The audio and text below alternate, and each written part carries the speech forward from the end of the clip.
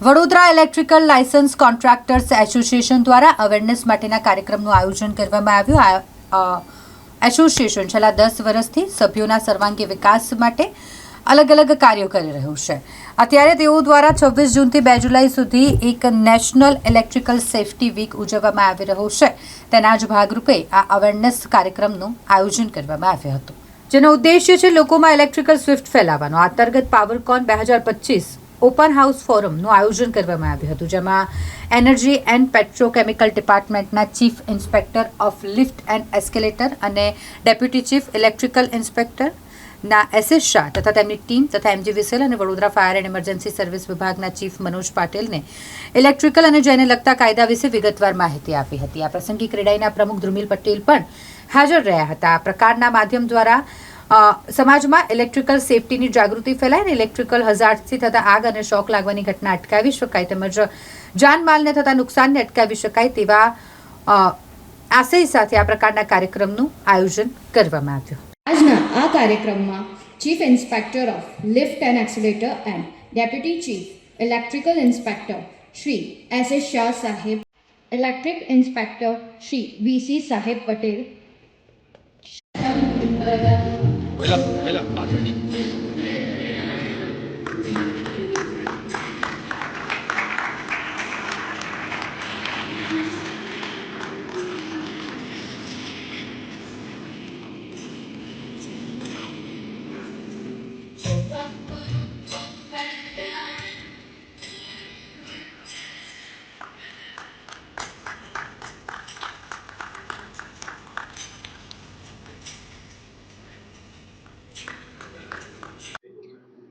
અમારું એસોસિએશન છે Velca, Vadodara electrical licence contractor association, જે છેલ્લા 40 વર્ષથી સર્વાંગી વિકાસ અને સમાજલક્ષી કાર્યો કરી રહ્યા છે.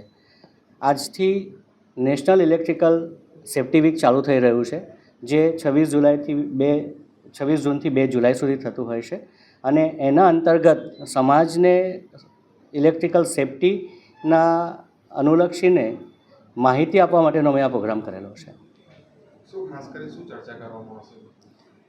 ઇલેક્ટ્રિકલ સેફટી અંતર્ગત અલગ અલગ રૂલ્સ, એક્ટ, સ્ટાન્ડર્ડ્સ અને જે અત્યારે કરંટ પ્રેક્ટિકલ જે ઇલેક્ટ્રિકલ વાયરિંગના કામ ચાલી રહ્યા છે એમાં જે પડતી મુશ્કેલીઓ હોય અલગ અલગ ડિપાર્ટમેન્ટની, જેમ કે ઇલેક્ટ્રિકલ ઇન્સ્પેક્ટર હોય, એમજીવીસીએલ ડિપાર્ટમેન્ટ, ફાયર ડિપાર્ટમેન્ટમાં જે કંઈક તકલીફો પડી રહી છે, જે કામ કરી રહ્યા છે, જે સ્ટેક હોલ્ડર છે, એમની જે કંઈક તકલીફ છે એના માટેના પ્રશ્નો અમે પૂછીશું અને એ ડિપાર્ટમેન્ટમાંથી ઓફિસર્સ આવે છે જે એમને જવાબ આપશે. સેફટી બાબતની કઈ ચર્ચાઓ કરવામાં આવશે? તમારા માધ્યમ દ્વારા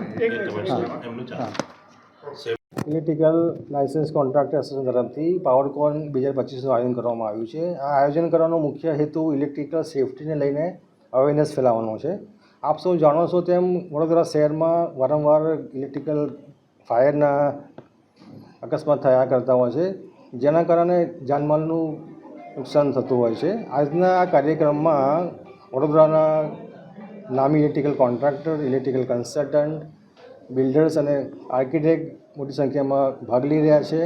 ઇલેક્ટ્રિકલ સેફટીની વાત કરી, ધારો કે આપણે તો સેફ અને સિક્યોર ઇલેક્ટ્રિફિકેશન કેવું હોવું જોઈએ, ઇલેક્ટ્રિકલને લગતા કયા કયા કાયદાઓ છે, એના નિયમની સમજ માટે ઉર્જા ડિપાર્ટમેન્ટ, એમજીવીસીએલ અને ફાયર ડિપાર્ટમેન્ટ સાથે સંયુક્તપણે ચર્ચા કરવામાં આવશે અને વડોદરા શહેરને ઇલેક્ટ્રિકલ અકસ્માતથી મુક્ત કરવાનો સંકલ્પ લેવામાં આવશે. શું નામ તમારું?